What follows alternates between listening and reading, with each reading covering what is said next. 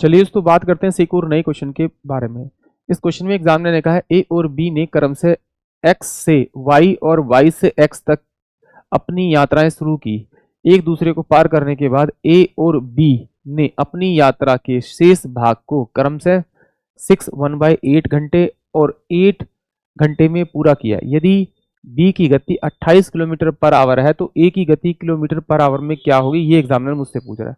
तो जब भी इस प्रकार का क्वेश्चन आता है तो उसे डायरेक्ट कैसे करते हैं, पहले तो वो समझते हैं। देखिए एग्जामिनर कहेगा कि दोनों मिलने के बाद ए जो है इतने टाइम में दूसरे वाले प्लेस पे पहुंच गया और बी इतने में पहुंच गया, तो बस सिर्फ इतना ही ध्यान रखना है। तो देखिए ए जो है वो कितने घंटे बाद बी वाले स्थान पे पहुंचेगा, 6 से 1/8 पे, और बी जो है वो कितने पहुंचेगा, 8 घंटे में। तो कुछ नहीं कीजिए, जो उनका टाइम है उनके टाइम को रख दीजिए अंडर रूट में और उनकी टाइम के साथ में उनकी स्पीड को मल्टीप्लाई कर दीजिए। ये बी की स्पीड दे रखी है और ये बी का टाइम दे रखा है वहां पहुंचने का, बराबर में एक टाइम कितना लेगा, 8 6 48 49 बटे में आपका कितना हो जाएगा, आपका 8 इंटू में उसकी स्पीड मान लो आप एस, इसको इधर भेजेंगे तो ये कितना हो जाएगा आपका 8 इंटू में 8, ये रूट के अंदर जाएगा, और 7 इंटू में आपका 7 हो जाएगा, इंटू में 28 बराबर में ये स्पीड आ जाएगी। तो यहां से रूट में से बाहर निकलेगा 8 निकलेगा, 7 निकलेगा और 28 निकलेगा, ये बराबर में एस हो जाएगा।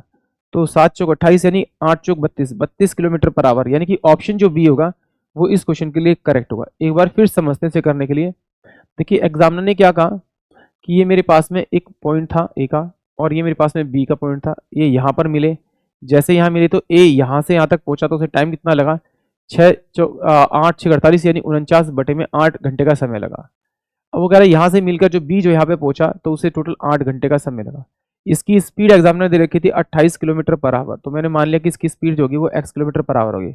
अब ये देखिए ये जो व्यक्ति है वो यहाँ से यहाँ तक पहुंचा, तो इसका मतलब है कि इसका आप क्या कीजिए, अंडर रूट कर दीजिए। इसका अंडर रूट कर देंगे तो अंडर रूट के अंदर 49/8 इंटू में आप x कर दीजिए बराबर में, इसको इससे मल्टीप्लाई कर दीजिए, अंडर रूट में 8 इंटू में आपका 28। सॉल्व, इसको जब सॉल्व करेंगे तो सॉल्व करने के बाद x इक्वल टू में कितना हो जाएगा, अंडर रूट के अंदर 8 इंटू में आपका 28 अपॉन में अंडर रूट के अंदर 49 बाय में कितना हो जाएगा आपका 8।